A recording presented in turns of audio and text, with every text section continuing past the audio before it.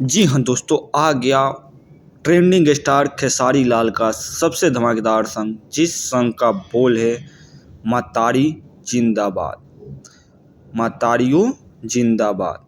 जो काफ़ी बेहतरीन सॉन्ग है, होली गीत है खेसारी लाल का, जो काफ़ी बेहतरीन बना है। और इस गीत को लिखे हैं प्रणव बिहारी और इसमें म्यूजिक दिए हैं आकाश मिश्रा। प्रणव बिहारी द्वारा लिखा गया है, आकाश मिश्रा म्यूजिक दिए हैं, जो काफ़ी बेहतरीन सॉन्ग बना है।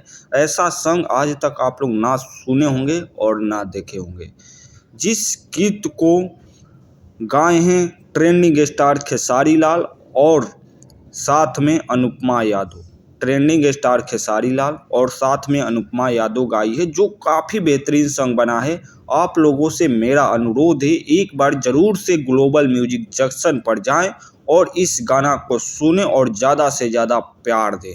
ऐसा गाना आज तक आप लोग नहीं देखे होंगे। ट्रेंडिंग स्टार खेसारी लाल का होली का ये दूसरा गाना है, जो काफ़ी बेहतरीन बना है।